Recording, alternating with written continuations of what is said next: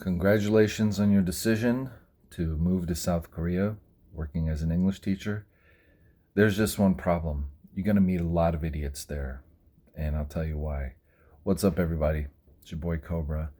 And I recently watched a video where some fat fuck was riding his scooter or something through the city of Seoul in South Korea. And during the video, he's just kind of mind streaming talking about some tips about living in South Korea. So, being that I lived there for a few years in a number of different jobs, I'm going to give you my advice. What I would do if my family member, relative, decided that they're going to go to South Korea today and work. Here's what I would tell you. Number one, you can, if you want to go there and start off as an English teacher, that's great. That's an easy way to get your foot into the country. However, when you're there, my suggestion to you would be find any job you can on the side, legally, of course. You can, I believe you can get like a second job or part-time job on a teaching visa. Maybe, don't quote me, but I believe you can get any other type of job that relates to your future career goals. For me, it was IT. So when I was there, I worked as a field tech, working in various data centers. You don't need to speak Korean. If you know how to fix computers, you can work as a IT professional there, depending on the company, what they're looking for.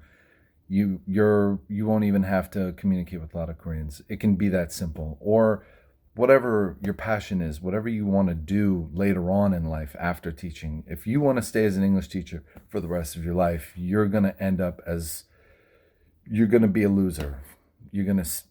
I've never, the men that I saw when I was in South Korea, as their age increased, so did their loserdom. I don't know how to explain it, but like the older you get, the older the man that I met who was working as an English teacher there, they were more pathetic. It gets worse as they get older because they get desperate and they know they can't do anything. What are they going to do? Come back to America and work at Walmart and just be some bum that gets ignored? Or they can stay there and, I don't know, blow all their money on bars and hookers or whatever the fuck they spend their money on. So don't think of it as just, oh, I'm just an English teacher. Try to find something that's going to build the bridge for you when you come back, so you can move forward with your life. The other thing, don't do it if you're over 30. Don't move to Korea and teach if you're over 30. That ship has sailed. I did it in my 20s. If you're over 30 right now and you're thinking, "Oh, I'm going to go to Korea and become an English teacher," don't. Not only is working with kids very taxing, don't think of it as, oh, you just sit behind a desk and read ABC. Fuck no. Fuck no. I would tell people, if you want to work as an English teacher, you're basically an entertainer. You are not just a teacher, because those kids are paying to be in that classroom, which means if they go home and their parents ask them, "Hey, did you like your English teacher today?" "Nah, he was just sat behind his desk." Guess what? You just lost a student. And you lose enough of them, company's just going to pull your visa and fire you. And then what?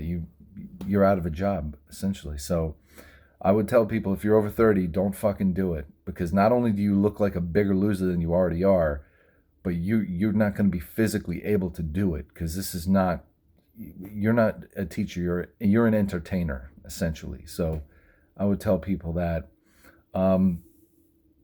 If you're a listener of mine, if you're somebody who vibes with my message and understands what I'm saying, then you'll understand this next part. You will meet a lot of liberals. You'll meet the scum of America. You'll meet the basically the people who participate in the destruction of the American fabric. You'll meet them there, and they're going to bring all their beliefs with them. All that BLM, global homo stuff, it's going to be on display. They're going to push it there. They're not just bringing it, they're pushing it. Just look at the U.S. Embassy in South Korea. Google it. I don't want to ruin the surprise, but it's as you'd expect. But yeah, you're going to meet a lot of them because evil needs something to corrupt. It can't create anything. It can only corrupt. And I think a lot of these communistic, psychotic liberals that you come across uh, everywhere in the U.S., it's fertile ground for them over there because they can go there and convince people that you can feel good if you teach your kids to tolerate all these different lifestyle choices and people and whatnot. But it's kind of like the migration of people from California to Texas. They're just going to bring the politics with them and destroy that state too. So you're going to meet a lot of these loser like the guy in the motorcycle video that I just watched. Oh geez, I could just tell by his voice he's not somebody that I'd want to spend be anywhere around. Just because you can kind of feel, you can get a sense of a person's character just by their voice and the way that they talk. And when I heard this guy's voice and the way that he was talking, I just immediately, I was turned off, and I just wanted to get as far away from this guy as possible. I'm not, in charge of Korea. I'm not Captain Korea. I'm not, in any way can control the types of people that Korea lets in. But one of the things that I'm very glad about is the way that Koreans can instantly detect somebody's value just by looking at them. I know that sounds funny, but it's fucking true.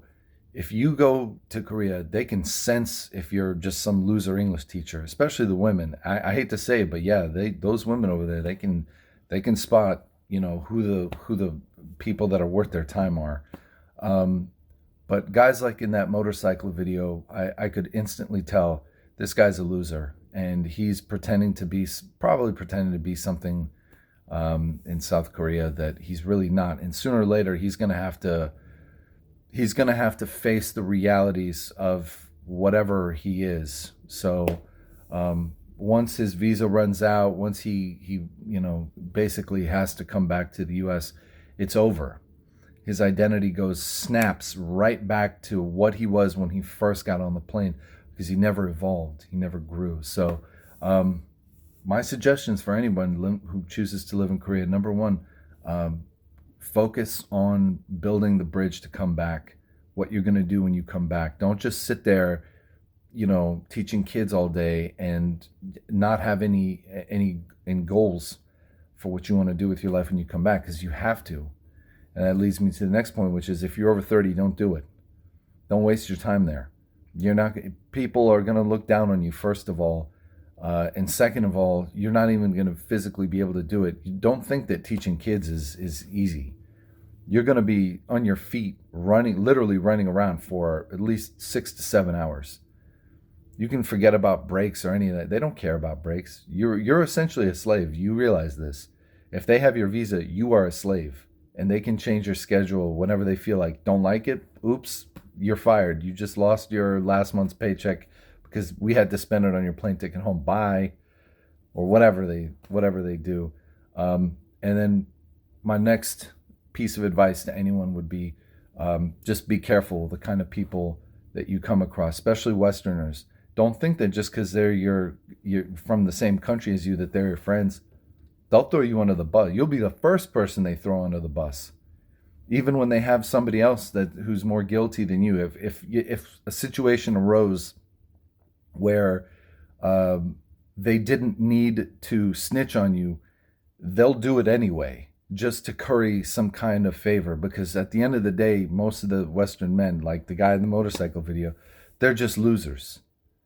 And the loser mindset always will try to find some way to bring down the guy above him a peg through any means necessary. So this is just like a quick rundown, just of some of my experiences. I think I might go into some of a bit more, and go into detail. Some of the strategies that I had when I was there. It hasn't been too long. It's been a few years.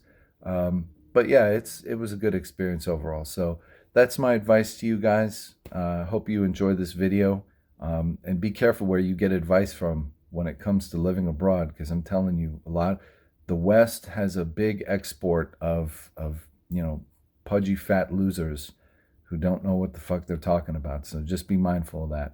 Cobra out.